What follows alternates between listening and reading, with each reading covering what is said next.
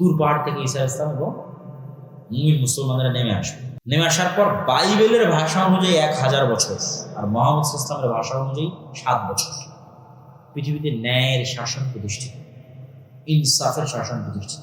এই ন্যায় এবং ইনসাফের শাসনে আসমানের বরকতের সব দরজা আর মাটির জমিনের বরকতের সব দরজা উন্মুক্ত করে যাবে। তখন এবার একটা ডালিম খাবে একটা গ্রাম, একটা গাভীর দুধ খাবে একটা মানুষ। এইরকম অবস্থা পৃথিবীর সবচেয়ে শান্তিপূর্ণ, সবচেয়ে রহমত এবং বরকতে পরিপূর্ণ অবস্থা চলার একটা পর্যায়ে এক ঠান্ডা শীতল বাতাসে মুমিন মুসলমান ঈসা আলাইহিস সালাম মারা যাবে। মুনাফিক ফাসিক ফাজিররা পৃথিবীতে থেকে যাবে। এবার আসবে ওই হাদিসগুলোর বাস্তবায়ন। মানুষ ভুল বুঝে বলে এমন এক সময় আসবে যে সময় আল্লাহ নাম নেওয়ার লোক থাকবে, বলে এমন এক সময় যে সময় কোরআন পড়ার লোক থাকবে, এমন এক সময় যে সময় হজ করার লোক থাকবে, এমন যখন কাবা ঘর ভেঙে দেওয়া। এগুলো এবার এখন এমন এক সময় আসবে যখন মানুষ কুকুর শ্রীকাল যেভাবে রাস্তায় মিলিত হয় এভাবে মিলিত হয়। এগুলো ঈসা আলাইহিস সালামের আগে নয়।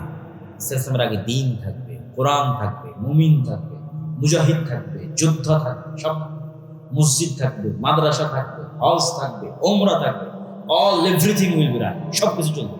তাহলে কোরআন উঠে যাওয়া, আল্লাহর নাম নেওয়ার মতো লোক উঠে যাওয়া, রাস্তাঘাটে কুকুর শ্রীকালের মতো জেনায় লিপ্ত হওয়া, হজ বন্ধ হয়ে যাওয়া, কাবা ঘর ধ্বংস হয়ে যাওয়া, এগুলো এবার হবে ঈসা আলাইহিস সালামের মৃত্যুর পর।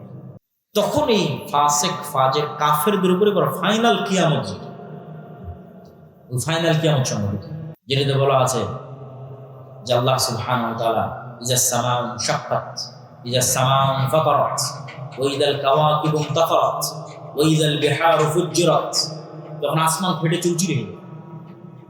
আল কারিআতু মাল কারিআ ওয়া মা আদরাকা মাল কারিআ ইয়াওমা ইয়াকুনুন নাসু কাল ফারাশিল মাবথুস ওয়া তাকুনুল জিবালু কাল ইহনিল মানফুস। পাহাড়, হিমালয় পাহাড় হবে আকাশে উড়ন্ত ধুলিত তুলা, আর মানুষ হবে পঙ্গপাল। সূর্য চন্দ্র নক্ষত্র চূর্ণ বিচূর্ণ বিদীর্ণ হয়ে পড়ে যাবে। ফাইনাল কিয়ামত। প্রিয় উপস্থিতি, এই পুরো আলোচনার সারমর্ম বা আমাদের শিক্ষা বা আমাদের করণীয়, আমাদের শিক্ষা আমাদের করণীয় হচ্ছে যে আমরা শেষ সময়ে বসবাস করতেছি, এই কথাই ঠিক। যদি আরো 5000 বছর পরও কিয়ামত হয় তবুও আমরা শেষ, যদি আরো 500 বছর পরও কিয়ামত হয় তবুও আমরা শেষ। কেন? কিয়ামতের সবচেয়ে বড় আলামত মুহাম্মদ সাল্লাল্লাহু আলাইহি ওয়াসাল্লাম মৃত্যু হয়েছে, আর অসংখ্য ছোট ছোট আলামত চোখে দেখতেছে। আল্লাহ নবী বলছেন ইয়াতাতাওয়ালুনা ফিল বুনিয়ান, উঁচু উঁচু বিল্ডিং বানানোতে প্রতিযোগিতা করে। উঁচু বিল্ডিং বানানোর কল্পনা কিভাবে আসতে পারে যে উঁচু বিল্ডিং দেখেনি চোখে? বলছে উঁচু বিল্ডিং নিয়ে প্রতিযোগিতা করবে, তো হয়ে গেছে উঁচু উঁচু বিল্ডিং নিয়ে প্রতিযোগিতা। রাসূল সাল্লাল্লাহু আলাইহি ওয়াসাল্লামের হাদিসগুলো দেখলে বোঝা যায় যে না দেখে যে জিনিসগুলোর বর্ণনা রাসূল সাল্লাল্লাহু আলাইহি ওয়াসাল্লাম দিয়েছেন সেগুলো আমরা নিজেরা বাস্তবে সচক্ষে দেখেছি। এগুলোই কিয়ামতের আলামতের জন্য যথেষ্ট। আমাদের আজকের আলোচনার সারমর্ম কি? আমাদের দুটো জিনিস লাগবে, তাহলে আমরা পৃথিবীতে ফিতনা মুক্ত অবস্থায় বিদায় নিতে পারব। 1 নাম্বার বলেছি পরকালের প্রতি অগাধ বিশ্বাস। আপনার প্রত্যেক কাজের পিছনে মূল উদ্দেশ্য থাকবে জান্নাতে যাওয়া। ওইটা সফল হলে আপনি আসল সফল। দুনিয়াতে সফল না, দুনিয়াতে সফল দুনিয়াতে আপনি সবসময় জিতবেন, সবসময় আপনার কাছে ক্ষমতা থাকবে না, তাহলে দাজ্জালের ফিতনা আল্লাহ দিত না। তখন মুমিন মুসলমানদের হাতে কোনোই ক্ষমতা থাকবে, সব ক্ষমতা দাজ্জালের হাতে। আর আপনি কি? আপনাকে ঈমান নিয়ে বাঁচতে হবে, এটাই সম্ভব। ঈমান নিয়ে বাঁচাটাই সম্ভব। ঈমান নিয়ে বাঁচার জন্য আমি বলেছি দুটো জিনিস। 1, পরকালের প্রতি অগাধ আস্থা ও বিশ্বাস, পরকালকে দেখতে পেতে। মৃত্যু পরবর্তী জীবন হচ্ছে বাস্তব। অমাল হায়াতুদ দুনিয়া ইল্লা লাইবুন ওয়া লাহু, এই দুনিয়ার জীবনের কোনো দাম নেই, এটা খেলতামাশা মাত্র। প্রকৃত জীবন কি? লাহিয়াল হায়াওয়ান, কোরআনে বলছে পরকালই জীবন, পরকালই জীবন, দুনিয়ার জীবন। তাহলে পরকালের যে জীবনটা, ওই জীবনটা হচ্ছে প্রকৃত জীবন, বাস্তব জীবন। এই জীবন আর এক আয়াতে আল্লাহ সুবহানাহু ওয়া তাআলা বলছেন পরকাল হচ্ছে খায়রুন ওয়া আবকা, সর্বোত্তম, চিরস্থায়ী। তাহলে ক্ষণস্থায়ী এই দুনিয়াতে সফলতা কি? পরকালের প্রতি অগাধ আস্থা রাখা। 2 নাম্বার দুনিয়া বিসর্জন দেওয়ার সক্ষমতা, যেটা আমি বাক্য শুরু করেছি যে 1 টাকার প্রতি যদি আপনার অবৈধ লোভ থাকে, আপনি দাজ্জালের ফিতনা থেকে বাঁচতে পারবেন না। আপনি ঈমান বিক্রি করে দিন, ঈমান বিসর্জন দিন। যার ন্যূনতম দুনিয়ার প্রতি লোভ নাই, পরিপূর্ণরূপে দুনিয়া বিসর্জন দেওয়ার মানসিকতা আছে, যে কোনো বিপদ আপদে কঠোর থেকে কঠোর ধৈর্য ধারণের মানসিকতা আছে, ইস্তেকামাত আছে, এই মানুষগুলো ঈমান থেকে নিয়ে পৃথিবী থেকে বিদায় নেবে। 2টা জরুরি কাজ বলে বক্তব্য শেষ করি। ইব্রাহিম আলাইহিস সালাম তার পরবর্তী বংশধরের জন্য 2টা বিষয় দোয়া করেছেন আল্লাহ সুবহানাহু ওয়া তাআলার কাছে। রব্বি জাআল হাযাল বালাদা আমিনা ওয়াজনুবনি ওয়া বানিয়া আন না'বুদাল আসনাম। আল্লাহ মক্কা শহরকে নিরাপদ করে দাও, আমার পরবর্তী বংশধর কেউ যেন মূর্তি পূজক না হয়, শিরক না, শিরক ভয়াবহ। তাহলে 1 নাম্বার, ইব্রাহিম আলাইহিস সালাম আল্লাহর কাছে চাচ্ছেন তার পরবর্তী বংশধরের জন্য, মানে স্পেশাল কিছুই চাচ্ছেন যেটা আল্লাহ তাকে দিন। 1, মক্কা শহরকে নিরাপদ করে দেন। 2, আমার পরবর্তী বংশধরের জন্য শিরক না। 3, রব্বি জাআলনি মুকিমাস সালাহ ওয়া মিন যুররিয়াতি। আমার পরবর্তী বংশধরের জন্য বেনামাজি না। 10 লক্ষ পদাতিক যোদ্ধা নিয়ে তারা মুখোমুখি হয়ে মুসলমান। এই যুদ্ধে আমার উম্মত 3 ভাগে বিভক্ত। এই যুদ্ধে অংশগ্রহণ করার জন্য মদিনা থেকে তৎকালীন বিশ্বের সর্বশ্রেষ্ঠ সন্তানেরা বের হয়ে আসবে। তৎকালীন বিশ্বের সবচেয়ে তাকওয়াবান, সবচেয়ে আল্লাহওয়ালা, সবচেয়ে পরহেজগার, সবচেয়ে পাকা মুমিন মুজাহিদ বের হয়ে আসবে মদিনা থেকে, যারা এই যুদ্ধে অংশগ্রহণ করবে। আমার উম্মত এই যুদ্ধে 3 ভাগে বিভক্ত হবে। 1 ভাগ পালিয়ে যাবে যুদ্ধ মারছে, এরা এত বড় কবিরা গুনাহ করবে যে আল্লাহ কিয়ামত পর্যন্ত এদের ক্ষমা করবে। আর 1 ভাগ মৃত্যুবরণ করবে, এরা পৃথিবীর সর্বশ্রেষ্ঠ শহীদ। আর 1 ভাগকে আল্লাহ বিজয় দান করবে। কিন্তু বিজয়ের কোনো আনন্দ থাকবে না। কেন বিজয়ের কোনো আনন্দ থাকবে না? এক বংশে যদি 100 সদস্য থাকে, 99 জন মারা যাবে, 1 জন বেঁচে থাকবে। এগুলো ভিন্ন ভিন্ন হাদিস রাসূলুল্লাহ বলেছেন, একই যুদ্ধের কথা আমি একত্রিত করে বলতেছি। পাখি যদি 1 মাস আকাশে উড়ে লাশের সারি শেষ করতে পারে, লাশের দুর্গন্ধ শেষ করতে না পারার কারণে পাখি পড়ে মারা যায়। লাশের দুর্গন্ধ শেষ, এত ব্যাপক হারে মানুষ মারা যাবে এই যুদ্ধে, মুসলমান এবং খ্রিস্টান উভয় পক্ষে। ফলত গনিমতের মালের কোনো আনন্দ থাকে না। তারপর গনিমতের মাল বন্টন হবে, ওয়ারিস নেওয়ার থাকবে না।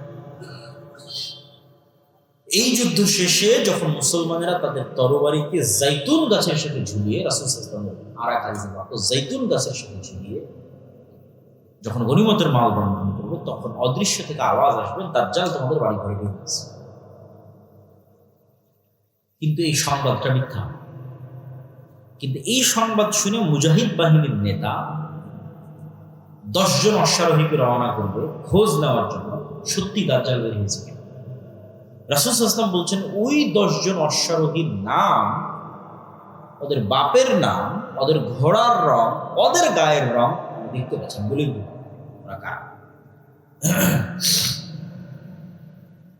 দাজ্জালের সংবাদের সত্য মিথ্যা খুঁজতে যখন মুজাহিদেরা যুদ্ধ থেকে দামেস্ক শহরে ফিরে আসবে, এবং ফজরের সালাত, কিছু রিওয়ায়াতে ফজরের সালাত, কিছু রিওয়ায়াতে আসরের সালাত, ফজরের সালাতে যখন দাঁড়াবে, তখন এবার ঈসা আলাইহিস সালাম আসমান থেকে 2 ফেরেশতার কাঁধে ভর করে নিয়ে আসবে।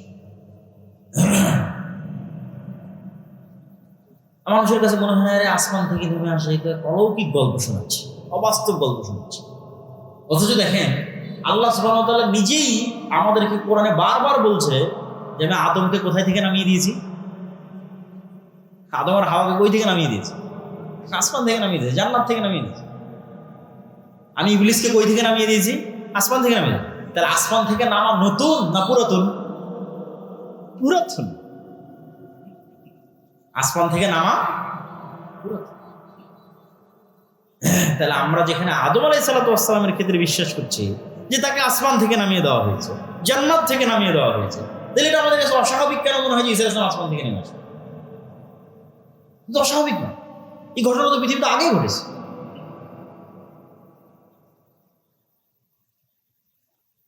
ঈসা আলাইহিস সালাম পৃথিবীতে নেমে আসবে, ততদিনে কিন্তু সত্যি সত্যি দাজ্জাল বের হয়ে গেছে। এবার ততদিনে যে সত্যি সত্যি দাজ্জাল বের হয়ে গেছে, দাজ্জাল পৃথিবীতে থাকবে 40 দিন। তার প্রথম দিন হবে 1 বছর, দ্বিতীয় দিন হবে 1 মাস, তৃতীয় দিন হবে 1 সপ্তাহ, বাকি দিন হবে স্বাভাবিক দিন। তাহলে মোট কয় দিন হচ্ছে আমরা হিসাব করি? মোট হবে 1 বছর 2 মাস 14 দিন। কতদিন? 1 বছর 2 মাস 14 দিন সে পৃথিবীতে বিচরণ। কিন্তু এই জায়গায় সবচেয়ে ভয়াবহ কথাটা বলা হলো যে প্রথম দিন হবে 1 বছর। কেমনে 1 বছর হবে? যদি আমরা আমাদের আধুনিক বিজ্ঞানের আলোকে চিন্তা করি, তাহলে পৃথিবী যেই গতিতে ঘুরতেছে আর সূর্য যেই গতিতে ঘুরতেছে এটার মধ্যে পরিবর্তন লাগবে। এই ঘোরার গতিতে কি লাগবে? সূর্য আর পৃথিবীকে থেমে যেতে অথবা ধীর হতে হবে। আর যদি বলি না এই সিস্টেমের মধ্যে আল্লাহ অলৌকিক ভাবে ঘটান, আল্লাহ রাসূল সাল্লাল্লাহু আলাইহি ওয়াসাল্লামকে জিজ্ঞেস করলেন আল্লাহ নবী দাজ্জালের গতি কেমন হবে? বলেন কাগাইসিন ইস্তাদবারাতহু রিহ, মেঘমালার যেমন গতি, আকাশে উড়ন্ত মেঘমালার যেমন গতি তেমন। তখন মানুষেরা মনে করে যে আরে দাজ্জাল মনে হয় তাহলে বিমানে উড়বে, মানুষ মনে করে। আমার প্রশ্ন হচ্ছে, মানুষের বানানো বিমান যদি আকাশে উঠতে পারে, তো আল্লাহ সুবহানাহু ওয়া তাআলার সৃষ্টি নিজে কেন উঠতে পারবে না আকাশে? স্বাভাবিক কি? আল্লাহর আর এক সৃষ্টি পাখি উঠতেছে না? হতে পারে, বিমানও সফর করতে পারে। কিন্তু এই শুধু দূরবর্তী ব্যাখ্যা, রিয়াল সম্ভাবনাও আছে বুঝছে যে দাজ্জাল নিজেই মেঘের গতিতে চলবে, এটার সম্ভাবনা আছে কোনো কিছুর সাহায্য ছাড়াই। আর দাজ্জালের সাথে যেটা লম্বা ঘটনা তামিমাত দারির, ওই লম্বা ঘটনায় দাজ্জাল 4টা প্রশ্ন করেছে তামিমাত দারির, যেটাতে দাজ্জালের সাথে তামিমাত দারির সাক্ষাৎ। এটাও আমাদের জন্য একটা প্রমাণ বহন করে যে দাজ্জালের সাথে সাক্ষাৎ সম্ভব। দাজ্জালের সাথে সাক্ষাৎ সম্ভব। তামিমাত দারির যদি দাজ্জালের সাথে সাক্ষাৎ সম্ভব, তো আজকের পৃথিবীর যে কোনো মানুষের দাজ্জালের সাথে সাক্ষাৎ সম্ভব, তার প্রকাশের পূর্বেই, মানে সে পৃথিবীতে আগমনের পূর্বেই। সুতরাং এখনো যে কেউ দাজ্জালের সাথে যোগাযোগ করছে না, দাজ্জালের সাথে দেখা করছে না, সাক্ষাৎ করছে না, এটা সম্পূর্ণরূপে উড়িয়ে দেওয়া। কেননা তামিমাত দারি দাজ্জালের সাথে সাক্ষাৎ করছে। আপনি বলবেন এখনকার আধুনিক স্যাটেলাইট, এই স্যাটেলাইটের মধ্যে পৃথিবীর এমন কোনো দ্বীপ নাই, এমন কোনো জায়গা নেই যেটা মানুষ জানে। অ্যাপস্টিন ফাইল প্রকাশের আগে কে জানতো যে অ্যাপস্টিনের এরকম একটা দ্বীপ আছে, যেই দ্বীপে মার্ক জুকারবার্গ যায়, পৃথিবীর সব ধনকুবেররা যায়, আর সেখানে এইভাবে নারী সাপ্লাই হয়, ছোট ছোট শিশু বাচ্চা সাপ্লাই হয়, আবার তাদেরকে এভাবে ধর্ষণ করা। স্যাটেলাইটটা ঠিকই ছিল, কে জানতো? যার স্যাটেলাইট আছে যদি জানতে না দেয় আপনাদের, স্যাটেলাইট তো আমার নাই, কার আছে? যারা আজকের পৃথিবীর ক্ষমতা নিয়ন্ত্রণ করতেছে। ও যদি আমাদের জানতে না দেয়, আমাদের বাপেরও ক্ষমতা নেই জানার যে কোথায় কি হচ্ছে, সম্ভব না। আর যদি মেনে নেই যে না আসলে এই পৃথিবী, যেই পৃথিবী আমরা এখন চোখে দেখছি, এই পৃথিবীতে দাজ্জাল নাই, তো বিজ্ঞান বলতেছে যে মানুষ 3D ডাইমেনশনে দেখে। এই পৃথিবীতে এমন প্রাণীর বসবাস সম্ভব যে 3 ডাইমেনশনের উপরে, 4th dimension, 5th dimension, 6th dimension, 7th ডাইমেনশনে বসবাস করে এই পৃথিবীতে আছে, কিন্তু মানুষ দেখতে পাবে না। যেমন জিন আছে, দেখতে পাচ্ছে না, ফেরেশতা আছে, দেখতে পাচ্ছে না, এরা অন্য ডাইমেনশনে বসবাস করছে। ঠিক আপনি যদি একটা ছোট্ট পাখিকে একটা বন্দি ঘরের মধ্যে ছেড়ে দেন, পাখি জানালাই খুঁজে পাবে, অথচ আপনি বলছেন কি রে, আমি তো জানালা দেখতে পাচ্ছি, ও দেখতে পায় না। এরকম আপনি যে কোনো প্রাণীর সাথে চেক করতে পারেন, সাপের সাথে চেক করতে পারেন, সাপের দৃষ্টি কেমন, সাপ কতটুকু দেখে, কোন লেভেল পর্যন্ত দেখে, আমাদের মতো দেখে না। কুকুরের দৃষ্টি কেমন, সে কি আমাদের মতো দেখে না। আপনার আশেপাশে এরকম হাজারো উদাহরণ আছে, আপনি যেমন দেখেন ওরাও ওরকম দেখেন, ওরা ভিন্ন লেভেলের দেখে। তাহলে আমাকে ফেরেশতা দেখতেছে, জিন দেখতেছে, আমি জিন ফেরেশতাকে দেখতেছি। আল্লাহ চাইলে দেখা যাবে। সুতরাং পৃথিবীতে থাকা অবস্থাতেও না দেখা সম্ভব। আবার পৃথিবীতে থাকা অবস্থায় অন্যরা দেখতেছে, আছে, আমাকে দেখতে দেওয়া হচ্ছে না, যেটা আগেরটা বললাম সেটাও সম্ভব। আমাকে জানতে দেওয়া হচ্ছে না, সেটাও সম্ভব। এবং দাজ্জালের প্রকাশের পূর্বে তার সাথে সাক্ষাৎও সম্ভব। তো তামিমাত দারির হাদিসে তামিম আদ-দারিকে জিজ্ঞেস করছে দাজ্জাল আরবের লোকজনকে 4টে জিনিসের কথা বলছে। বহাইরা তাবারিয়ার কথা বলো, আইনে জোগারের কথা বলো, নাখল বাইসানের কথা বলো, আর নবী আল উম্মির কথা বলো। এই বহাইরা তাবারিয়া হচ্ছে সি অফ গ্যালিলি, যেটা আজকের ইসরায়েলের সীমানার মধ্যে পড়ে। এই নাখল বাইসান হচ্ছে ইসরায়েলের একটা শহর বাইতশিয়ান, যেটাও আজকে ইসরায়েলের সীমানার মধ্যে পড়ে।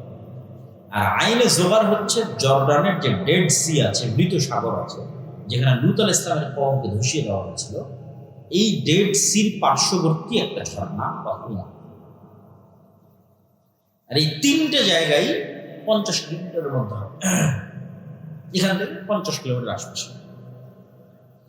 2টে ইসরায়েলের সীমানার মধ্যে আর একটা ইসরায়েলের সীমানা লাগানো। আর এই 3টে জায়গায় আবার ইহুদি খ্রিস্টানদের বাইবেল এবং তাওরাতে বর্ণিত বিভিন্ন কারণে পবিত্র।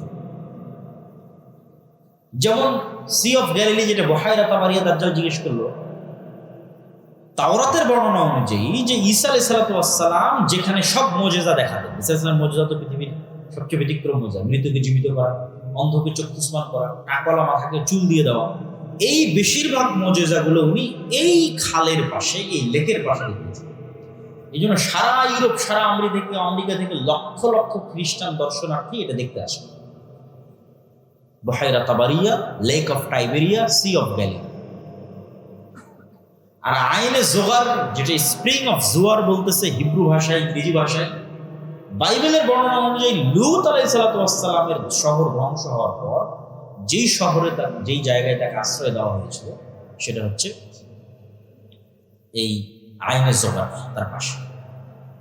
এই 3টার কথা দাজ্জাল কি বলছেন? যেটাতে পানি আছে, পানি থাকবে না, ঝর্ণা আছে, ঝর্ণা শুকিয়ে যাবে, বাগান আছে, বাগান, খেজুর বাগান আছে, খেজুর বাগান শেষে। আর নবী আল উম্মির কথা বলো, নবী আল উম্মি হচ্ছে পড়ালেখা জানে না এমন নবী, তো বলে এই অবস্থা নবী আল উম্মি। তারপরে দাজ্জাল নিজেই বলতেছে, আমি বের হব, 40 দিন পৃথিবীতে চলাচল করব, আমার এই ক্ষমতা থাকবে। এবং দাজ্জালের এই ক্ষমতার কথা বলে রাসূল সাল্লাল্লাহু আলাইহি ওয়াসাল্লাম বলেছে। তাহলে দাজ্জালের সাথে কেউ পারবে না। দাজ্জালের সাথে একমাত্র কে পারবে? ঈসা আলাইহিস সালাম।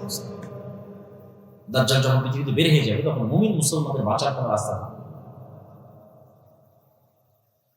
এমনকি রাসূল সাল্লাল্লাহু আলাইহি ওয়াসাল্লামের হাদিসের বর্ণনা অনুযায়ী সিরিয়ার এক অঞ্চলের মানুষ যারা দাজ্জালের প্রতি ঈমান আনবে না, ওদেরকে ওদের ধনুক চাবিয়ে খেতে হবে, খাবার থাকে। এইরকম ভয়ঙ্কর দুর্ভিক্ষ থাকে, গাড় পাহাড় বিভিন্ন জায়গায় আশ্রয় লুকিয়ে থাকতে হবে, অপেক্ষায় থাকবে ঈসা আলাইহিস সালামের আগমন।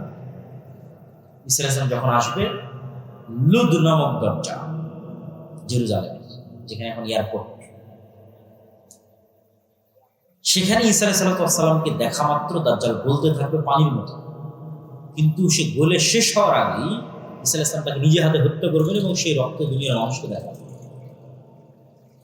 এবার রাসূল সাল্লাল্লাহু আলাইহি ওয়াসাল্লাম বলছে যে আল্লাহ ঈসা আলাইহিস সালামকে বলবে, ঈসা, দাজ্জাল তো মারা গেল, কিন্তু এখন আমার এমন এক সৃষ্টি জীব বের হবে যে লা ইয়াদান লি আহাদিন মিন ইবাদি, আমার বান্দাদের মধ্যে এমন কোনো বান্দা নাই যে তাদের সাথে মুখোমুখিতে পারবে, মোকাবেলা করবে। অতএব তুমি ঈসা যত বড় নবী হও, আর ইমাম মাহদি যত বড় মুজাহিদ হোক, আর তোমাদের হাতে দাজ্জালের যত বড় ফিতনা পরাজিত হোক, এখন যারা বের হবে এদের সাথে তোমরা পারবে। অতএব তোমরা তুর পাহাড়ে আশ্রয় নাও। তখন ঈসা আলাইহিস সালাম মুমিন মুজাহিদিন তুর পাহাড়ে আশ্রয় নেয়। এবার বের হবে ইয়াজুজ মাজুজ, যাদের বর্ণনা কিয়ামতের আলামতের একমাত্র আলামত, যেটার বর্ণনা কোরআনে আছে। দাজ্জালের কথা কিন্তু কোরআনে নেই। আরো যেগুলো বললাম, বিভিন্ন ভয়ঙ্কর যুদ্ধ, ফিতনা, রোম, এগুলো কোরআনে নেই। তাহলে একমাত্র আলামত যেটার বর্ণনা কোরআনে আছে, সেটা কি? ইয়াজুজ মাজুজ। যুলকারনাইনের বর্ণনায় সূরাতুল কাহফের মধ্যে আল্লাহ সুবহানাহু ওয়া তাআলা ইয়াজুজ মাজুজের ঘটনা তুলে ধরেছেন।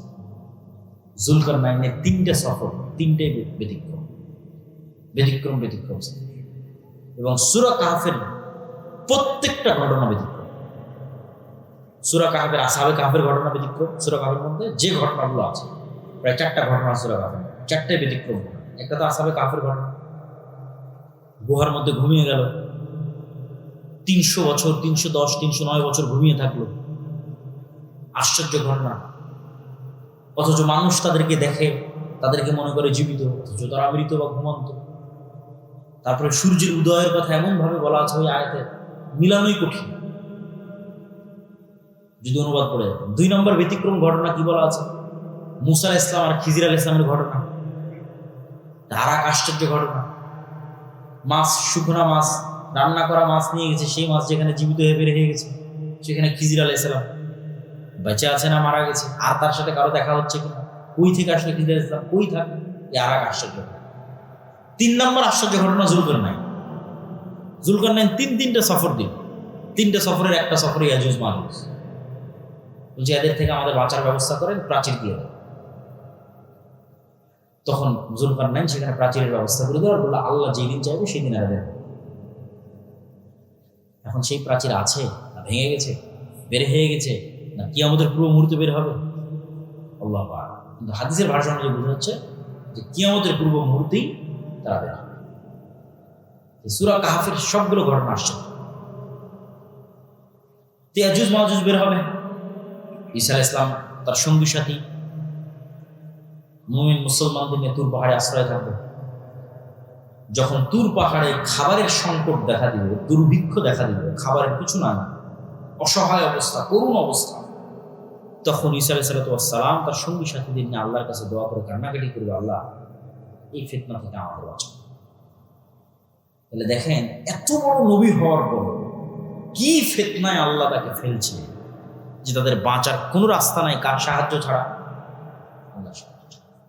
তাহলে আলটিমেটলি মুমিন মুসলমানদের বাঁচার কোনো রাস্তা নেই, আল্লাহ সাহায্য। ঈসা আলাইহিস সালামেরও বাঁচার রাস্তা নেই, আল্লাহ সাহায্য। মুহাম্মদ সাল্লাল্লাহু আলাইহি ওয়াসাল্লামেরও বাঁচার রাস্তা নেই, আল্লাহ সাহায্য। এই জন্য দুনিয়াবি আসবাবে ভরসা করে ইসলামের বিজয় হয়নি। দুনিয়াবি কারণে বিজয় সম্ভব, আল্লাহর সাহায্যে বিজয় সম্ভব। এগুলো বিজয় হচ্ছে না কেন? আল্লাহর সাহায্য পর শর্ত পূরণ করি। দুনিয়ার শক্তিতে কম আছে, এই জন্য এটা ভুল কথা। মুসলমানদের কোনোদিন দুনিয়াবি শক্তিতে বিজয় হয়নি, হবেও না। মুসলমানদের বিজয় হয় আল্লাহর সাহায্য। তো তোমার বিজয় হয় না, তুমি আল্লাহর সাহায্য পর শর্ত পূরণ করবে, আল্লাহর সাহায্য পর যোগ্য হওনি। এটা হলো আসল কারণ। ঈসা আলাইহিস সালামের চলবে না আল্লাহর সাহায্য। ঈসা আলাইহিস সালামের কান্নাকাটিকে এবার আল্লাহ সুবহানাহু ওয়া তাআলা ইয়াজুজ মাজুজকে এক বিশেষ অসুখ, বিশেষ পোকা মাকড় দিয়ে আল্লাহ ধ্বংস করে। তখন তুর পাহাড় থেকে নেমে পা ফেলার মতো কোনো জায়গা থাকবে, লাশ আর লাশ, দুর্গন্ধ আর দুর্গন্ধ, পৃথিবীতে বসবাস করার মতো কোনো জায়গা। এবার দ্বিতীয়বার কান্না, হাদিসের ভাষা যে দ্বিতীয়বার ঈসা আলাইহিস সালাম বা মুমিন মুজাহিদরা আল্লাহর দরবারে লুটিয়ে পড়ে কান্নাকাটিতে মগ্ন হয়ে। এবার আল্লাহ সুবহানাহু ওয়া তাআলা রাসূলের হাদিসের ভাষ্য অনুযায়ী উটের কুঁজ যেরকম লম্বা, এরকম লম্বা কুঁজওয়ালা এক প্রকার পাখি পাঠাবে, যে পাখিগুলো এই লাশগুলোকে উড়িয়ে উড়িয়ে নিয়ে গিয়ে এমন জায়গায় ফেলে দেবে যেখানে মানুষ বসবাস করে। দক্ষিণ মেরু, উত্তর মেরু, অসংখ্য বরফ আচ্ছাদিত অঞ্চল আছে, এগুলোতে মানুষ যায় না, আজও যায় না। এরকম মানুষ বসবাস করে না এরকম জায়গায়। তারপরে আকাশ থেকে বৃষ্টি বর্ষণ হবে, পৃথিবী ধুয়ে মুছে সাফ হয়ে যাবে। তুর পাহাড় থেকে ঈসা আলাইহিস সালাম এবং মুমিন মুসলমানরা নেমে আসবে। নেমে আসার পর বাইবেলের ভাষা অনুযায়ী 1000 বছর, আর মুহাম্মদ সাল্লাল্লাহু আলাইহি ওয়াসাল্লামের ভাষা অনুযায়ী 7 বছর পৃথিবীতে ন্যায়ের শাসন প্রতিষ্ঠিত, ইনসাফের শাসন প্রতিষ্ঠিত। এই ন্যায় এবং ইনসাফের শাসনে আসমানের বরকতের সব দরজা আর মাটির জমিনের বরকতের সব দরজা উন্মুক্ত করে যাবে। তখন এবার একটা ডালিম খাবে একটা গ্রাম, একটা গাভীর দুধ খাবে একটা বংশ।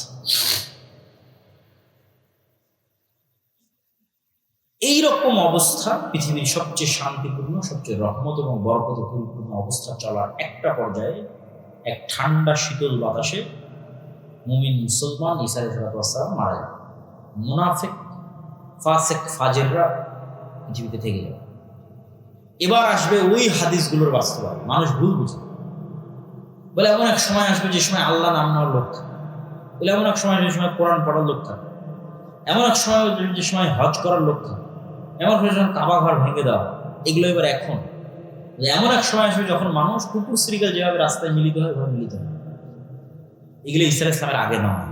ঈসা আলাইহিস সালামের আগে দিন থাকবে, কোরআন থাকবে, মুমিন থাকবে, মুজাহিদ থাকবে, যোদ্ধা থাকবে, সব মসজিদ থাকবে, মাদ্রাসা থাকবে, হজ থাকবে, ওমরা থাকবে, all everything will be right, সব কিছু চলবে। তাহলে কোরআন উঠে যাওয়া, আল্লাহর নাম নেওয়ার মতো লোক উঠে যাওয়া, রাস্তাঘাটে কুকুর শ্রীগালের মতো জেনায় লিপ্ত হওয়া, হজ বন্ধ হয়ে যাওয়া, কাবা ঘর ধ্বংস হয়ে যাওয়া, এগুলো এবার হবে ঈসা আলাইহিস সালামের মৃত্যুর পর। তখন এই ফাসেক ফাজের কাফেরদের উপরে বড় ফাইনাল কিয়ামত, যেটা ওই ফাইনাল কিয়ামত সংঘটিত, যেটাতে বলা আছে যে আল্লাহ সুবহানাহু ওয়া তাআলা ইযা সামাউ শাক্কাত, ইযা সামাউ ফাতারাত, ওয়া ইযাল কাওয়াকিবু ইনতাফারাত, ওয়া ইযাল বিহারু ফুজ্জিরাত, যখন আসমান ফেটে চৌচির হয়ে যাবে। আল কারিআতু মাল কারিআ ওয়া মা আদরাকা মাল কারিআ ইয়াওমা ইয়াকুনু আন-নাসু কাল ফারাশিল মাবথুথ ওয়া তাকুনুল জিবালু কাল ইহনিল মানফুশ। পাহাড়, হিমালয় পাহাড় হবে আকাশে উড়ন্ত ধুলিত তুলা, আর মানুষ হবে পঙ্গপাল। সূর্য চন্দ্র নক্ষত্র চূর্ণ বিচূর্ণ বিদীর্ণ হয়ে পড়ে যাবে। ফাইনাল কিয়ামত। প্রিয় উপস্থিতি, এই পুরো আলোচনার সারমর্ম বা আমাদের শিক্ষা বা আমাদের করণীয়, আমাদের শিক্ষা আমাদের করণীয় হচ্ছে যে আমরা শেষ সময়ে বসবাস করতেছি, এই কথাই ঠিক। যদি আরো 5000 বছর পরও কিয়ামত হয় তবুও আমরা শেষ, যদি আরো 500 বছর পরও কিয়ামত হয় তবুও আমরা শেষ। কেন? কিয়ামতের সবচেয়ে বড় আলামত মুহাম্মদ সাল্লাল্লাহু আলাইহি ওয়াসাল্লাম মৃত্যু হয়েছে, আর অসংখ্য ছোট ছোট আলামত চোখে দেখতেছে। আল্লাহ নবী বলছেন ইয়াতাতাওয়ালুনা ফিল বুনিয়ান, উঁচু উঁচু বিল্ডিং বানানোতে প্রতিযোগিতা করে। উঁচু বিল্ডিং বানানোর কল্পনা কিভাবে আসতে পারে যে উঁচু বিল্ডিং দেখেনি চোখে? বলছে উঁচু বিল্ডিং নিয়ে প্রতিযোগিতা করবে, তো হয়ে গেছে উঁচু উঁচু বিল্ডিং নিয়ে প্রতিযোগিতা। রাসূল সাল্লাল্লাহু আলাইহি ওয়াসাল্লামের হাদিসগুলো দেখলে বোঝা যায় যে না দেখে যে জিনিসগুলোর বর্ণনা রাসূল সাল্লাল্লাহু আলাইহি ওয়াসাল্লাম দিয়েছেন সেগুলো আমরা নিজেরা বাস্তবে সচক্ষে দেখেছি। এগুলোই কিয়ামতের আলামতের জন্য যথেষ্ট। আমাদের আজকের আলোচনার সারমর্ম কি? আমাদের দুটো জিনিস লাগবে, তাহলে আমরা পৃথিবীতে ফিতনা মুক্ত অবস্থায় বিদায় নিতে পারব। 1 নাম্বার বলেছি, পরকালের প্রতি অগাধ বিশ্বাস। আপনার প্রত্যেক কাজের পিছনে মূল উদ্দেশ্য থাকবে জান্নাতে যাওয়া। ওইটা সফল হলে আপনি আসল সফল। দুনিয়াতে সফল না, দুনিয়াতে সফল দুনিয়াতে আপনি সবসময় জিতবেন, সবসময় আপনার কাছে ক্ষমতা থাকবে না, তাহলে দাজ্জালের ফিতনা আল্লাহ দিত না। তখন মুমিন মুসলমানদের হাতে কোনোই ক্ষমতা থাকবে, সব ক্ষমতা দাজ্জালের হাতে। আর আপনি কি, আপনাকে ঈমান নিয়ে বাঁচতে হবে, এটাই সম্ভব। ঈমান নিয়ে বাঁচাটাই সম্ভব। ঈমান নিয়ে বাঁচার জন্য আমি বলেছি দুটো জিনিস। 1, পরকালের প্রতি অগাধ আস্থা ও বিশ্বাস, পরকালকে দেখতে পেতে। মৃত্যু পরবর্তী জীবন হচ্ছে বাস্তব। অমাল হায়াতুদ দুনিয়া ইল্লা লাইবুন ওয়া লাহু, এই দুনিয়ার জীবনের কোনো দাম নেই, এটা খেলতামাশা মাত্র। প্রকৃত জীবন কি? লাহিয়াল হায়াওয়ান, আল্লাহ কোরআনে বলেছে পরকালী জীবন। পরকালী জীবন, দুনিয়ার জীবন। তাহলে পরকালের যে জীবনটা, ওই জীবনটা হচ্ছে প্রকৃত জীবন, বাস্তব জীবন। এই জীবন আরেক আয়াতে আল্লাহ সুবহানাহু ওয়া তাআলা বলছেন পরকাল হচ্ছে খায়রুন ওয়া আবকা, সর্বোত্তম, চিরস্থায়ী, পার্মানেন্ট। তাহলে ক্ষণস্থায়ী এই দুনিয়াতে সফলতা কি? পরকালের প্রতি অগাধ আস্থা রাখা। 2 নাম্বার, দুনিয়া বিসর্জন দেওয়ার সক্ষমতা।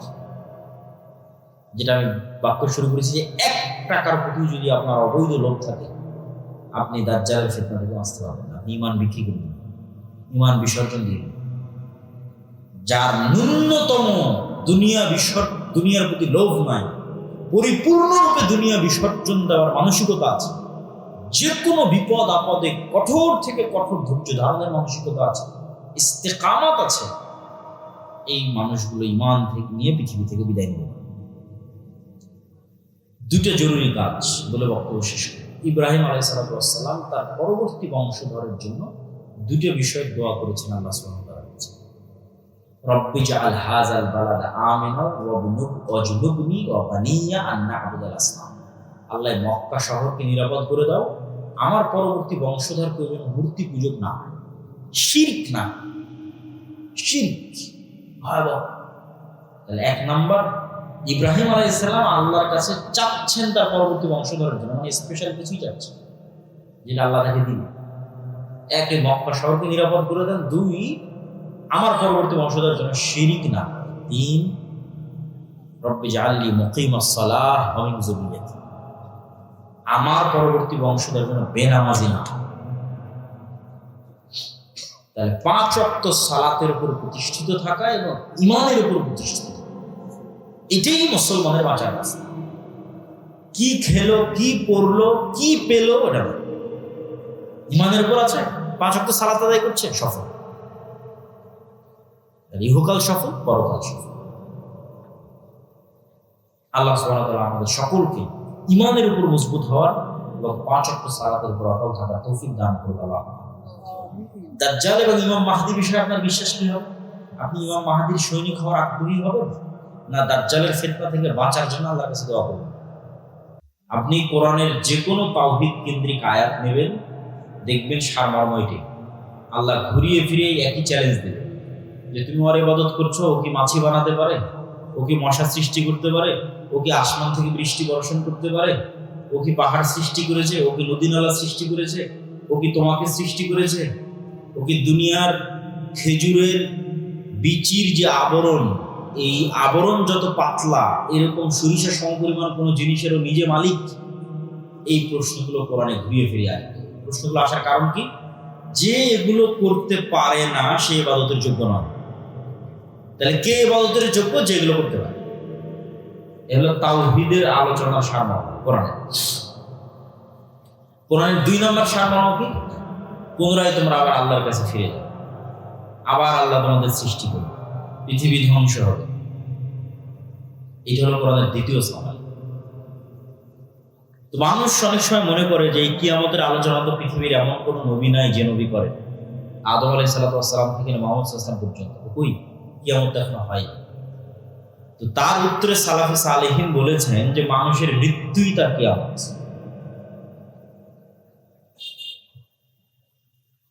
তাহলে পৃথিবী থেকে যত মানুষ মৃত্যুবরণ করে চলে গেছে, এই সমস্ত মানুষের কিয়ামত হয়েছে না হয়নি? এদের কিয়ামত হয়ে গেছে। তাহলে আমি এবং আপনি কিয়ামতের অপেক্ষা করব, কখন কিয়ামত হবে? কই হয় না তো, আপনি মরলেই তো আপনার কিয়ামত।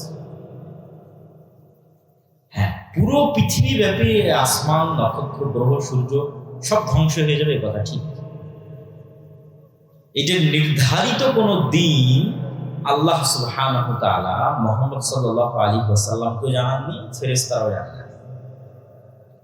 স্বয়ং যিনি বাঁশিতে ফু দিবেন, ইসরাফিল, তিনিও জানেন না যে কত তারিখে কয়টার সময় ফু দিতে হবে। তাহলে বসে থাকতো, দাঁড়িয়ে থাকতো, ঠিক আছে ওই দিন আসুক, যেই দিন ওই দিন আসবে সেই দিন দাঁড়াবো, দাঁড়িয়ে ফু। ও তো 24 ঘন্টা কান খাড়া করে দাঁড়িয়ে আছে যে না কখন আল্লাহ বলে যে এখন পৃথিবী ধ্বংস। ও নিজেও জানে কখন ধ্বংস, কিন্তু ধ্বংস। তো পৃথিবী ধ্বংসের পূর্ব মুহূর্তে পৃথিবীর সবচেয়ে বড় ভয়ঙ্কর ফিতনা দেখা যায়। এইরকম ফিতনা আর অতীতে কখনো আসে না। আদম আলাইহিস সালামের ফিতনা, না ওই যে গাছের নিকটে যেতে নিষেধ করা হলো সেই ফিতনা, না আদম আলাইহিস সালামের 2 সন্তান হাবিল কাবিল একজন মেয়ের প্রেমে পড়ে হত্যাকাণ্ড সংঘটিত করলো সেই ফিতনা, না নূহ আলাইহিস সালামের কওমের শিরকের ফিতনা, না লূত আলাইহিস সালামের কওমের জিনার ফিতনা। পৃথিবীতে এরকম ভয়ঙ্কর ফিতনা কোনোদিন অতিক্রম করে না, যে ফিতনা কিয়ামতের পূর্ব মুহূর্তে আসে। রাসূলুল্লাহ সাল্লাল্লাহু আলাইহি ওয়াসাল্লাম বলছেন যে আমি তোমাদেরকে কিয়ামতের পূর্ব মুহূর্ত সম্পর্কে যা বলছি, পৃথিবী ধ্বংস হতে যদি একদিনও বাকি থাকে তবু এগুলো ঘটবে। যে আগামীকাল পৃথিবী ধ্বংস হবে, কই এখনো তো দাজ্জাল আসেনি, এখনো ইয়াজুজ মাজুজ আসেনি, অথচ কালকে পৃথিবী ধ্বংস হচ্ছে। তাহলে সময়কে থামিয়ে দেওয়া হবে, তবু এগুলো ঘটবে। আমি যা বলছি, সময়কে থামিয়ে দিয়ে হলো এগুলো ঘটনা।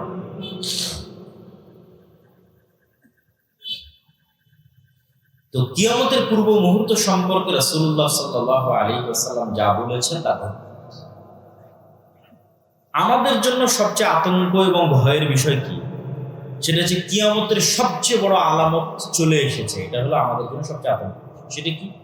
কিয়ামতের সবচেয়ে বড় আলামত হচ্ছে মুহাম্মদ সাল্লাল্লাহু আলাইহি ওয়াসাল্লামের প্রেরিত হওয়া। এটা কিয়ামতের সবচেয়ে বড় আলামত। কেননা মুহাম্মদ সাল্লাল্লাহু আলাইহি ওয়াসাল্লামের পূর্বে যত নবী গেছে, প্রত্যেকের পরে অপেক্ষা হয়েছে পরের নবীর। উনি শেষ নবী নন। ঈসা ইসলামের পরে আরেক নবী আসবে, মুসা ইসলামের পরে আরেক নবী আসবে, দাউদ সুলাইমানের পরে আরেক নবী আসবে। তাহলে তো কিয়ামত তো এখন আসতেছে। কিন্তু মুহাম্মদ সাল্লাল্লাহু আলাইহি ওয়াসাল্লাম এসেছে মানে এরপরে কি হবে বলেন তো? কিয়ামত। একদম সঠিক উত্তর দিয়েছে যে মুহাম্মদ সাল্লাল্লাহু আলাইহি ওয়াসাল্লামের মৃত্যুর পরেই কি হবে? একটু জোরে বলেন তো কি হবে? কিয়ামত। তাহলে মুহাম্মদ সাল্লাল্লাহু আলাইহি ওয়াসাল্লামের মৃত্যু ইটসেলফ কিয়ামতের সবচেয়ে বড় আলামতগুলোর একটা। মুহাম্মদ সাল্লাল্লাহু আলাইহি ওয়াসাল্লামের মৃত্যুর পরেই কিয়ামত হবে। 5 দিন পরে হোক, 1 দিন পরে হোক, 1000 বছর পরে হোক, 5000 বছর পরে হোক, কিন্তু মুহাম্মদ সাল্লাল্লাহু আলাইহি ওয়াসাল্লামের মৃত্যুর পরেই কিয়ামত হবে। তাহলে মুহাম্মদ সাল্লাল্লাহু আলাইহি ওয়াসাল্লামের পৃথিবীতে আগমন এবং পৃথিবী থেকে মুহাম্মদ সাল্লাল্লাহু আলাইহি ওয়াসাল্লামের বিদায়, এটা কিয়ামতের অনেক বড় আলামত। এই আলামতি পার হওয়া হয়ে গেছে 1400 বছর। দাজ্জাল পৃথিবীতে যে কোনো মুহূর্তে বের হয়ে যেতে পারে। এটার প্রমাণ কি? স্বয়ং রাসূল সাল্লাল্লাহু আলাইহি ওয়াসাল্লামের জীবদ্দশাতে ইবনে সাইয়াদ নামে একজন ব্যক্তি, শাইখ আব্দুর রাজ্জাক বিন ইউসুফের মরণ একদিন আসবেই বইয়ে বিস্তারিত আলোচনা করা আছে। ইবনে সাইয়াদ নামে একজন ব্যক্তি, সে ইহুদি, তাকে সাহাবীরা সন্দেহ করলো যে দাজ্জাল। তো আল্লাহর নবী উড়িয়ে দিলেন না যে না, এই দাজ্জাল নয়। তাহলে আল্লাহর নবী আশঙ্কা করতেন যে তার জীবদ্দশা তো দাজ্জাল চলে আসতে পারে। ওমর রাদিয়াল্লাহু তাআলা আনহু যখন তাকে হত্যা করতে চাইলেন, তখন রাসূল সাল্লাল্লাহু আলাইহি ওয়াসাল্লাম বললেন, এ যদি দাজ্জাল না হয় তো নিরপরাধ মানুষকে হত্যা কেন করবা? আর এ যদি দাজ্জাল হয় তাহলে তাকদীরের লিখন হচ্ছে একে হত্যা করবে। ঈসা আলাইহিস সালাম তুমি তো নও। কিন্তু উনি তো সহজ ভাষায় বলতে পারতেন, আরে ওমর, এ দাজ্জাল নয়, কি দরকার একটা হত্যা করে? দাজ্জাল নয় এটা বলেন। মানে এ যদি দাজ্জাল না হয় নিরপরাধ মানুষকে কেন হত্যা করে? যদি দাজ্জাল হয়, সম্ভাবনা আছে, যদি দাজ্জাল হয় কে হত্যা করবে? তাহলে আজ থেকে 1400 বছর আগে মুহাম্মদ সাল্লাল্লাহু আলাইহি ওয়াসাল্লাম আশঙ্কা করতেন যে কোনো মুহূর্তে দাজ্জাল বের। তাহলে যে কোনো মুহূর্তে দাজ্জাল বের হয়ে যেতে পারে, এটার সম্ভাবনা আছে। এটা অস্বাভাবিক এবং অলৌকিক কোনো ঘটনা নয়, পৃথিবীর সব নবী রাসূল বলেছে। কিয়ামতের পূর্ব মুহূর্তে যে ঘটনাগুলো সংঘটিত, এগুলো সম্পর্কে অনেক কানাঘুষা, অনেক ভুল ব্যাখ্যা, অনেক বিভ্রান্তিকর ব্যাখ্যা, সময় উল্লেখ করা, একটাকে আরেকটার সাথে লাগানো, এগুলো এই যুগে এসে প্রচুর পরিমাণে হচ্ছে। এই জন্য আমাদের সঠিক হাদিস জানা যেমন দরকার, সঠিক ব্যাখ্যা জানাও তেমন দরকার। আর এই বিষয়ে সংক্ষিপ্ত আলোচনা করার কারণ হচ্ছে যে কোরআন এবং হাদিসে দাজ্জালের কথা আছে, শেষ জামানার যুদ্ধের কথা আছে, কিন্তু আধুনিক বিশ্বে কখনো এই কথা এভাবে আলোচিত হয়। আজকের পূর্বে মুসলমানদের মধ্যে আলোচনার কথা বলতেছে না। মুসলমানদের আলেম ওলামা বক্তারা আজীবনী দাজ্জাল সম্পর্কে লিখেছে, কিয়ামতের পূর্ব মুহূর্ত সম্পর্কে লিখেছে, কিয়ামত সম্পর্কে লিখেছে, এটা মুসলমানদের কাছে স্বাভাবিক।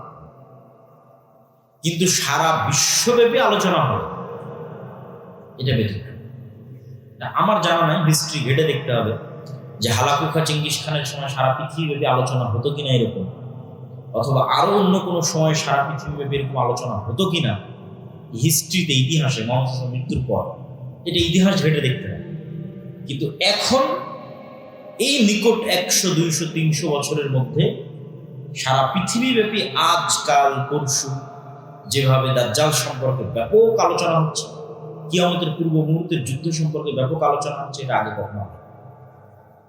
এই আলোচনা আমি আপনি করছি না, এই আলোচনা আজকে যারা পৃথিবী শাসন করছে তারা করছে। এটা হলো সবচেয়ে ব্যতিক্রম। আজকে পৃথিবী কারা শাসন করছে আমরা জানি খুব ভালোভাবে, পাশ্চাত্য সভ্যতা। তো আমেরিকার সেনাবাহিনীর 200-র অধিক সৈন্য সাক্ষী দিয়েছে। বিস্তারিত বাংলাদেশের প্রথম আলোতে রিপোর্ট হয়েছে যে আমেরিকা ইসরায়েল ইরান যুদ্ধ দাজ্জাল তত্ত্বে মরা হেডিং এবং ডিটেইলস, ওখানে অনেক ডকুমেন্টস তুলে ধরা আছে। এগুলোর এমনি ইন্টারন্যাশনালি তো অনেক জায়গায় আলোচনা হচ্ছে। তো আমেরিকার 200-র অধিক সৈন্য সাক্ষী দিয়েছে যে তাদেরকে মোটিভেট করা হচ্ছে এই যুদ্ধের জন্য, এটা বলে যে এটা বাইবেলে প্রতিশ্রুত শেষ জামানার যুদ্ধ আমরা শুরু করছি। বাইবেলে শেষ জামানার যুদ্ধকে বলা আছে আরমাগেড্ডন। এটা ইসরায়েলের একটা পাহাড়ের নামে নামকরণ করা। আমরা সেই শেষ জামানার যুদ্ধ শুরু করছি এই মর্মে আমেরিকার সেনাবাহিনীরা সাক্ষ্য দিচ্ছে। কেন শেষ জামানার যুদ্ধ শুরু করতেছে? খ্রিস্টানদের মধ্যে একদল খ্রিস্টান আছে, জায়নিস্ট খ্রিস্টান, ইভ্যাঞ্জেলিক্যাল খ্রিস্টিয়ান। দেখেন, খ্রিস্টান এবং ইহুদিদের মধ্যে যে শত্রুতা, এটা আমাদের চেয়ে বেশি। স্পেনে মুসলমানেরা ইহুদিদের আশ্রয় দিয়েছে আর খ্রিস্টানরা ধরে ধরে ইহুদিদের হত্যা করছে। কেন শত্রুতা বেশি? আপনি চিন্তা করেন যে কোনো একটা জাতি আমাদের নবী মুহাম্মদ সাল্লাল্লাহু আলাইহি ওয়াসাল্লামকে হত্যা করেছে, আমি বিশ্বাস করি ও আমার নবীকে হত্যা করেছে, সে বিশ্বাস করে ওর নবী অবৈধ, মানে জারদ সন্তান, নাউজুবিল্লাহ মিন যালিক। তাহলে ওদের মধ্যে কি পরিমাণ শত্রুতা হতে পারে? খ্রিস্টানরা বিশ্বাস করে ইহুদিরা আমাদের নবীকে হত্যা করেছে, আর ইহুদিরা বিশ্বাস করে মারিয়াম আলাইহিস সালাতু ওয়াস সালাম ব্যভিচারিণী আর তার সন্তান ঈসা আলাইহিস সালাতু ওয়াস সালাম জারদ সন্তান, নাউজুবিল্লাহ মিন যালিক। তাহলে আমাদের সাথে তাদের শত্রুতা হবে না? ইহুদি খ্রিস্টানদের ওদের মধ্যে বেশি শত্রুতা হবে, ওদের মধ্যে বেশি শত্রুতা। সেখানে আজকে তারা এরকম বন্ধু হয়ে গেল, কিন্তু অসম্ভব। পৃথিবীর ইতিহাসে কোনোদিন হয়নি, এখনকার পূর্বে পৃথিবীর ইতিহাসে কোনোদিন। হিটলার 60 লক্ষ ইহুদিকে হত্যা করেছে, হিটলার খ্রিস্টান। এটা হওয়ার পিছনে যে বিশ্লেষণগুলো তুলে ধরা আছে, সেই বিশ্লেষণ হচ্ছে বাইবেলের প্রতিশ্রুতি অনুযায়ী ঈসা আলাইহিস সালাম পুনরায় পৃথিবীতে আসবেন, তথা খ্রিস্টানদের বিশ্বাস অনুযায়ী ঈসা আলাইহিস সালাম পুনরায় পৃথিবীতে আসবেন, মারা গেছেন কিন্তু আবার আল্লাহ তাকে পাঠাবেন। আর মুসলমানদের বিশ্বাস অনুযায়ী তিনি মারাই যাননি, তাকে জীবিত অবস্থায় উঠানো হয়েছে, তিনি আবার পৃথিবীতে আসবেন। সমস্যা হচ্ছে খ্রিস্টানরা বিশ্বাস করে যে ঈসা আলাইহিস সালাম তখনই পৃথিবীতে আসবেন যখন ইহুদিদের মাসিহা আসবে। আমাদের মাসিহা তখন আসবে যখন ইহুদিদের মাসিহা আসবে। তাহলে মাসিহা সবার, মুসলমানেরাও মাসিহার অপেক্ষায়, মাসিহের অপেক্ষায়, খ্রিস্টানেরাও মাসিহের অপেক্ষায়, ইহুদিরাও মাসিহের অপেক্ষায়। তাহলে ইহুদিদের মাসিহকে, খ্রিস্টানদের মাসিহকে, মুসলমানদের মাসিহকে। মাসিহ মানে বিপদ থেকে উদ্ধারকারী। এই জন্য দাজ্জালের নামও মাসিহ দাজ্জাল, ঈসা আলাইহিস সালামের নামও ঈসা মাসিহ। তাহলে মাসিহ দাজ্জাল, ঈসা মাসিহ, দুইজনই মাসিহ, বিপদ থেকে উদ্ধারকারী। এখন খ্রিস্টানদের দাবি হচ্ছে যতক্ষণ ইহুদিদের মাসিহ না আসছে ততক্ষণ আমাদের মাসিহ আসবে। ইহুদিদের মাসিহ হচ্ছে মাসিহ দাজ্জাল। তাহলে ইহুদিদের মাসিহ, মাসিহ দাজ্জাল যতক্ষণ না আসবে ততক্ষণ খ্রিস্টানদের মাসিহ ঈসা মাসিহ পৃথিবীতে আসবে। এবার তাহলে পরের পয়েন্টে চলে আসে, ইহুদিদের মাসিহ, মাসিহ দাজ্জাল কখন আসবে? খ্রিস্টানদের বিশ্বাস হচ্ছে ততক্ষণ ইহুদিদের মাসিহ, মাসিহ দাজ্জাল আসবে না যতক্ষণ না আমরা ইহুদিদেরকে জেরুজালেমে বসবাসের ব্যবস্থা না করে দিতে। পৃথিবীর সব ইহুদিদেরকে যেই দিন আমরা জেরুজালেমে বসবাসের ব্যবস্থা করে দিতে পারবো, ইহুদিরা যেই দিন মসজিদে আকসা ভেঙ্গে এখানে হাইকালে সুলাইমানির উপর থার্ড টেম্পল তৈরি করবে, সেই দিন মাসিহাদ দাজ্জাল আসবে। আর যখন মাসিহাদ দাজ্জাল আসবে তখন আমাদের ঈসা মাসিহ আসবে। অতএব ইহুদিদের সাথে আমাদের শত্রুতা থাকলেও ঈসা আলাইহিস সালামকে পুনরায় পৃথিবীতে নিয়ে আসার জন্য আমাদের ইহুদিদের সহযোগিতা করতে হবে, জেরুজালেমে আমাদের একত্রিত করার জন্য। তাহলে সবার উদ্দেশ্য অতি দ্রুত দাজ্জালকে এবং ঈসা আলাইহিস সালামকে পৃথিবীতে নিয়ে আসা। যারা মোটামুটি ফ্রিল্যান্সিং করেন, পেপ্যালের সহকারী প্রতিষ্ঠাতা পিটার থিয়েল, উনি কিছুদিন পূর্বে ইতালির রাজধানী রোমে দাজ্জালের উপর সিরিজ আলোচনা করেছেন, গোপন রুদ্ধদ্বার বৈঠক। তারা দাজ্জালকে বলে এন্টিক্রাইস্ট, আমরা বলি দাজ্জাল, তারা বলে এন্টিক্রাইস্ট। এবং বর্তমান আমেরিকার যিনি প্রতিরক্ষা মন্ত্রী হেগসেট, প্রতিরক্ষা মন্ত্রণালয়ের নাম চেঞ্জ করে দিয়েছে আমেরিকা, এটার নাম দিয়েছে যুদ্ধ মন্ত্রণালয়, যুদ্ধমন্ত্রী। তাহলে বর্তমান যিনি আমেরিকার যুদ্ধমন্ত্রী, তার আপনারা গুগলে সার্চ দিলে পাবেন, তার বাহুতে কাফের লেখা আছে আরবি, ও নিজে ট্যাটু করেছে। কাফের শব্দটা আরবিতে নিজে ট্যাটু করেছে তার শরীরে। যে কোনো মুসলমান দেখলে তো চমকে যাবে, আরে বাবা, রাসূল সাল্লাল্লাহু আলাইহি ওয়াসাল্লাম বলতেন দাজ্জালের কপালে কাফের লেখা থাকে, কিন্তু মানুষ তার শরীরে কাফের লিখে গেছে। তো এখন পৃথিবীতে যে বিষয়গুলো নিয়ে আলোচনা হচ্ছে এবং যে ধরনের পরিবেশ পরিস্থিতি চলতেছে, এগুলো অ্যাবনর্মাল, অস্বাভাবিক। এবং এই অস্বাভাবিকত্ব ধীরে ধীরে হলেও সামনে বাড়বে, খুব দ্রুত সামনে বাড়তে পারে। তো দাজ্জালের ফিতনা সম্পর্কে রাসূল সাল্লাল্লাহু আলাইহি ওয়াসাল্লাম বলছেন যে সব ধন সম্পদ, আসমানের বৃষ্টির মালিকানা আর জমিনের ফসল উৎপাদনের মালিকানা সব থাকবে দাজ্জালের একচ্ছত্রাধীন। যে দাজ্জালের উপর ঈমান আনবে তাকে দেওয়া হবে, যে ঈমান আনবে না তাকে দেওয়া হবে না। এর চাইতে ভয়ঙ্কর ফিতনা পৃথিবীতে আর কোনোদিন যায় না। তাহলে এখন আপনি চিন্তা করেন যে আজকে আমরা কাশিম বাজারে যে পেট্রোল পাম্পে তেল দেওয়া হবে শুনে সারা গাড়ি সেখানে লাইন হয়েছে, তেল দেওয়া হবে না।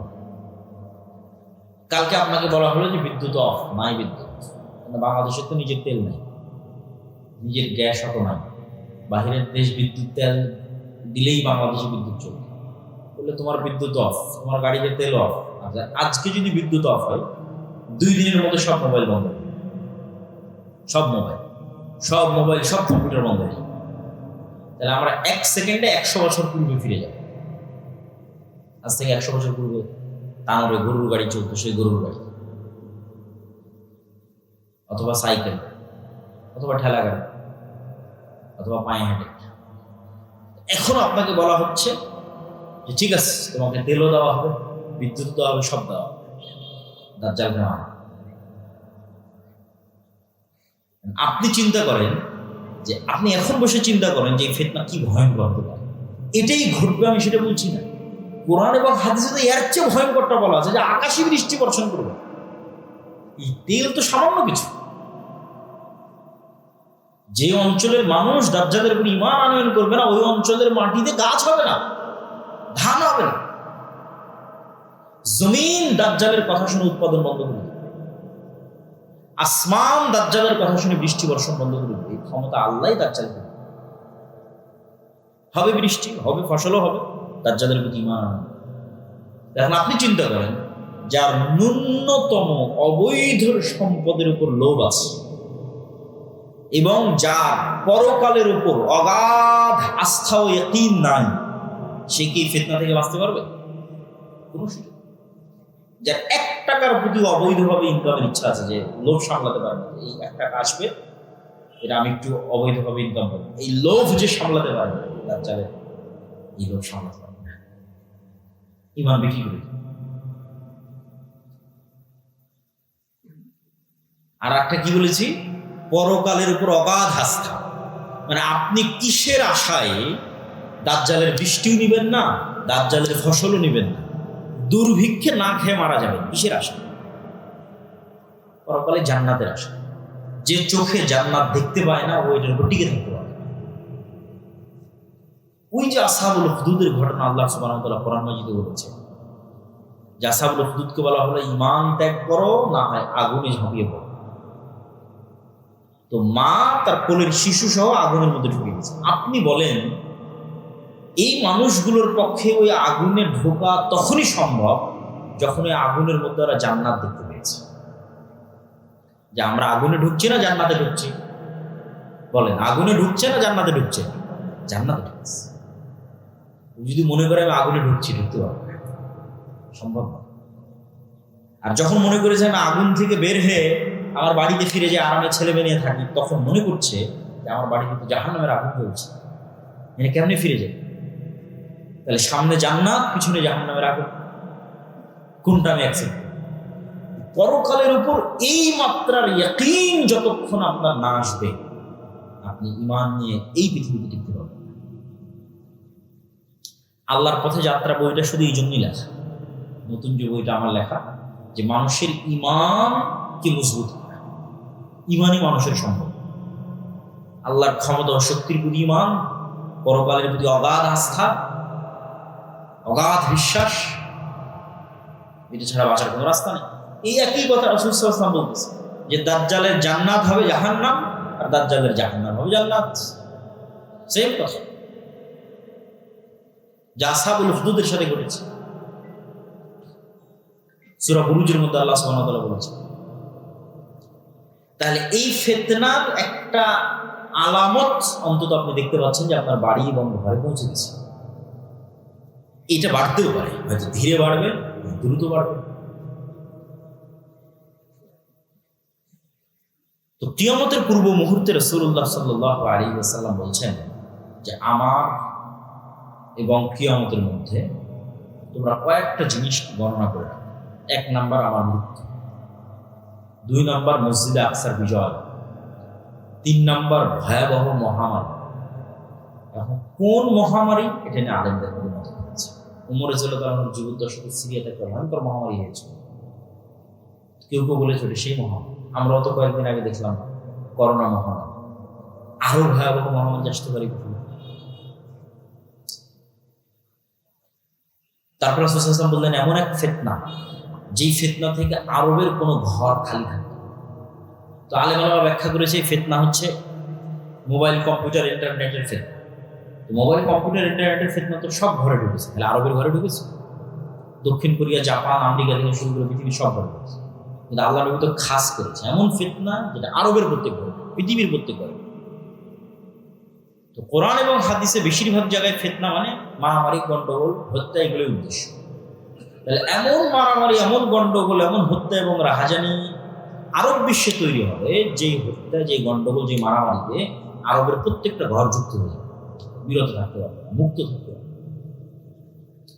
আর এক হাদিসে রাসূল সাল্লাল্লাহু আলাইহি ওয়াসাল্লাম বলছেন ফোরাত নদী থেকে স্বর্ণের পাহাড় বের হবে। এই স্বর্ণের পাহাড় নিয়ে এমন মারামারি হবে যে মারামারিতে পুরো আরব বিশ্ব যুক্ত হয়ে যাবে। মানুষের কাছে মনে হয় আরে স্বর্ণের পাহাড় বের হওয়া কি সম্ভব? আচ্ছা আপনি বলেন তো, আজ থেকে 500 বছর আগে মানুষের কি মনে হতো যে মাটির নিচ থেকে তেল বের হওয়া সম্ভব? মনে হতো নাকি? যে তেলে বিদ্যুৎ জ্বলবে, এটিকে মানুষ কল্পনা করতো? কখনো কল্পনা করতো? মাটির নিচ থেকে তেল বের হচ্ছে, গ্যাস বের হচ্ছে, বিদ্যুৎ চলতেছে, কখন কি বের হয়ে যাবে এটা বলতে পারবো না। অথবা যদি সোনাকে সোনার অর্থেই রাখি তবুও সম্ভব কেন?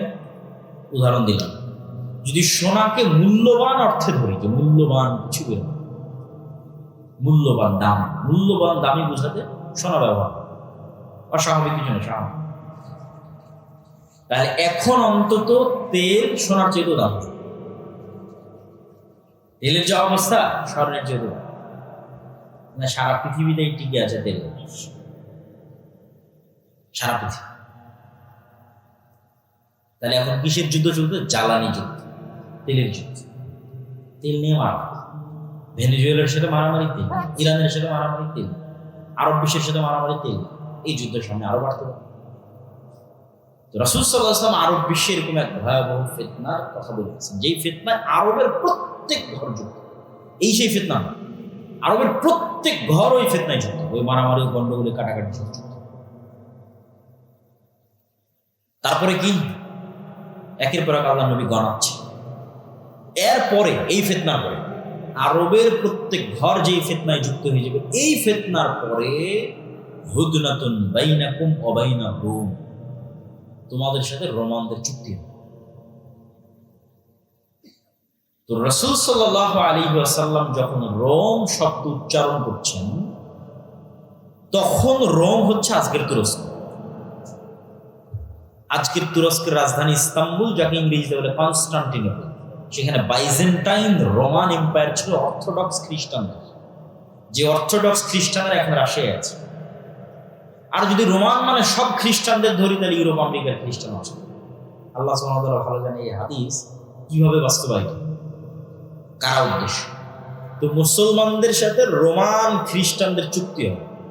চুক্তি হয়ে মুসলমান এবং রোমান খ্রিস্টানেরা তৃতীয় আর এক পক্ষের বিরুদ্ধে যুদ্ধ করবে। এই তৃতীয় পক্ষকে আল্লাহ, এই তৃতীয় পক্ষ ইহুদিরাও হতে পারে, হিন্দুরাও হতে পারে, বৌদ্ধরাও হতে পারে, অথবা রোমান দ্বারা যদি অর্থোডক্স খ্রিস্টান উদ্দেশ্য হয়, তাহলে ক্যাথলিক ইউরোপ আমেরিকার খ্রিস্টানরা হতে পারে, অথবা রোমান দ্বারা যদি ইতালির রোম উদ্দেশ্য হয়, যেখান থেকে ইউরোপ উদ্দেশ্য হবে, তাহলে আমেরিকা, ইসরায়েল হতে পারে, রাশিয়া হতে পারে। তৃতীয় আর এক পক্ষের বিরুদ্ধে যুদ্ধ। এই তৃতীয় আর এক পক্ষের বিরুদ্ধে যুদ্ধে তোমরা এবং রোমান খ্রিস্টানরা বিজয়ী হবে। বিজয় হওয়ার পর কেউ একজন ক্রুশকে উঁচিয়ে ধরে বলবে যে এই ক্রুশের কারণে, যে ক্রস চিহ্ন পাদ্রীদের গলায় থাকে, এইটার কারণে আমরা বিজয়ী হয়েছি। তখন এক মুসলমান উঠে ক্রসটা ভেঙে দেবে যে আল্লাহর সাহায্যে আমরা বিজয়ী হয়েছি। ক্রোশ ভাঙার কারণে তর্ক বিতর্ক, গন্ডগোল, মারামারি, যুদ্ধ, মুসলমান আর খ্রিস্টান মুখোমুখি, যারা কিছুক্ষণ আগে চুক্তি ছিল, চুক্তি হয়ে আর তৃতীয় পক্ষের বিরুদ্ধে যুদ্ধ করেছে। আমার কেন জানি মনে হয় যে এই তৃতীয় পক্ষের বিরুদ্ধে যুদ্ধ ইহুদিদের সাথে হতে পারে। কেন? রাসূলুল্লাহ সাল্লাল্লাহু আলাইহি ওয়াসাল্লাম আর এক হাদিসে বলেছিলেন যে ইহুদিদেরকে এমন ভয়াবহভাবে মুসলমানরা হত্যা করবে একটা যুদ্ধে, কি আমাদের পূর্ব মুহূর্তে এমন ভয়াবহভাবে হত্যা করবে যে পাথর এবং গাছ পর্যন্ত কথা বলতো যে মুসলমান আসো, আমার কি বলার নাম, আমার পিছনে ইহুদি লুকিয়ে আছে, হত্যা করো। এই যে পাথর এবং গাছ কথা বলবে, এটার সাথে আর একটা জিনিস আপনাদের বলবো। রাসূল সাল্লাল্লাহু আলাইহি ওয়াসাল্লাম বলেছেন মানুষের স্যান্ডেলও কথা বলবে, মানুষের ডানও কথা বলবে। আর একটা কি বলেছেন? রাসূল সাল্লাল্লাহু আলাইহি ওয়াসাল্লাম বলেছেন যে কিয়ামতের পূর্বে দাব্বাতুল আরজ বের হবে, যে দাব্বাতুল আরজ হবে একটা জন্তু, একটা জানোয়ার, যে কথা বলবে মানুষের সাথে, জাসসাসা, গোয়েন্দা। যেই দাব্বাতুল আরজ তামিম আদ-দারির হাদিসে যখন দাজ্জালের সাথে দেখা করতে যায়, তখন দাজ্জালের প্রবেশ মুখে এক জন্তু জানোয়ার দাঁড়িয়েছিল, যার হাদিসে বলা হয়েছে দাব্বাতুল আরজ, যার চেহারা কোন দিকে পিছন কোন দিকে বোঝা যায়। তো ওকে জিজ্ঞেস করে সাহাবীরা, তুমি কি তোর আনাল জাসসাস, আমি কিছু গোয়েন্দা। তো প্রাণী কথা বলতেছে। মানুষের মনে হতে পারে প্রাণী কেমনে কথা বলবে, গাছ পাথর কেমনে কথা বলবে। মানুষের তৈরি সৃষ্টি জীব কথা বলতেছে, যদিও সৃষ্টির ক্ষমতা মানুষের নেই, মানুষের বানানো বলবে। যেমন মানুষের বানানো এআই এবং এআই ভিত্তিক রোবট আপনার সাথে কথা বলছে না? বলছে না, বলছে। আপনি এখন চ্যাট জিপিটির সাথে কথা বলেন, কথা বলেন। এখন জেমিনির সাথে কথা বলেন, কথা বলেন। আপনি যা বলবেন সত্যি সাথে সাথে। এআই তো পৃথিবীকে, যেমন ইন্টারনেট পৃথিবীকে চেঞ্জ করে দিয়েছে, সামাজিক যোগাযোগ মাধ্যম পৃথিবীকে চেঞ্জ করে দিয়েছে, বিদ্যুৎ পৃথিবীকে চেঞ্জ করে দিয়েছে, এআই পৃথিবীকে চেঞ্জ করে দিয়েছে। কোথায় গিয়ে ঠেকবে আল্লাহ সুবহানাহু ওয়া তাআলা। তাহলে মানুষের বানানো জিনিস মানুষের সাথে কথা বলতেছে বুদ্ধিমত্তার সাথে, সেখানে আল্লাহ সুবহানাহু ওয়া তাআলার জীব জন্তু জানোয়ার কথা বলবে না, এ বিশ্বাস করা পাগল, এটা বিশ্বাস করা বোকা। তো ওই তৃতীয় পক্ষের যুদ্ধ ইহুদিদের সাথে হলো, আল্লাহ। এবার তৃতীয় পক্ষের যুদ্ধের পর মুসলমান এবং খ্রিস্টানরা মুখোমুখি। এই যুদ্ধে রাসূলুল্লাহ সাল্লাল্লাহু আলাইহি ওয়াসাল্লাম বলছেন, এই যুদ্ধের ভিন্ন ভিন্ন অ্যাঙ্গেলে অনেক হাদিস আছে, আমি সবগুলো সারমর্ম বলতেছি, সব হাদিসের সারমর্ম। রাসূল সাল্লাল্লাহু আলাইহি ওয়াসাল্লাম আর এক হাদিসে বলতেছে, ততদিন পর্যন্ত কিয়ামত হবে না যতদিন না আমার উম্মত রোমানদের বিরুদ্ধে যুদ্ধ করে আমাক এবং দাবেক নামক জায়গায়। এই জায়গা কোথায়? এই জায়গা হচ্ছে আজকের সিরিয়া, যেখানে তুরস্কের সীমান্তের সাথে মিলেছে। এখনকার সিরিয়ার সীমান্ত যেখানে তুরস্কের সীমান্তের সাথে মিলেছে, ইদলিব শহর, সেখানে এই নামে জায়গা আছে, বিশাল খোলা মাঠ, আমাত এবং দাবে। ওই জায়গায় আমার উম্মত যতক্ষণ রোমান খ্রিস্টান বিরুদ্ধে যুদ্ধ না করছে ততদিন কিয়ামত হবে।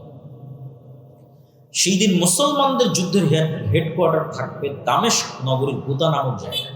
এটা ওই যুদ্ধের কথা বলা হচ্ছে, যেটা রোমানদের সাথে। আর এক হাদিসে রাসূলুল্লাহ সাল্লাল্লাহু আলাইহি ওয়াসাল্লাম বলেছেন, ততদিন পর্যন্ত কিয়ামত হবে না যতদিন না আমার উম্মত বলে। ওখানে বলেছে ইসহাক আলাইহিস সালামের বংশের ৭০,০০০ সদস্য এমন এক শহরের বিরুদ্ধে যুদ্ধ না করে, যে শহরের এক পাশ সাগর এবং এক পাশ মাঠ। আলেম ওলামা লিখেছে এই শহর হচ্ছে ইস্তাম্বুল, কুস্তুনতুনিয়া, কনস্টান্টিনোপল। তা আমার উম্মত যখন ওই ইসহাক আলাইহিস সালামের বংশের ৭০,০০০ মানুষ যখন ওই শহর বিজয়ে যাবে, তখন তাদের তরবারি চালানো লাগবে না, গুলি করা লাগবে। দাজ্জালের ফিতনা থেকে বাঁচার জন্য আল্লাহুম্মা আউযুবিকা মিন ফিতনাতিল মাসিহিদ দাজ্জাল। আল্লাহ, এই দাজ্জাল আসার পূর্বে যেন আমি ঈমান থেকে, দুনিয়া থেকে বিদায় নিই। আল্লাহ সুবহানাহু ওয়া তাআলা আমাদের আজকে বক্তব্য শিখায় এবং মানার তৌফিক দান করুন। আল্লাহুম্মা আমিন ওয়া আখিরু দাওয়ানা আলহামদুলিল্লাহি রাব্বিল আলামিন। আসসালামু আলাইকুম ওয়া রাহমাতুল্লাহি ওয়া বারাকাতুহু।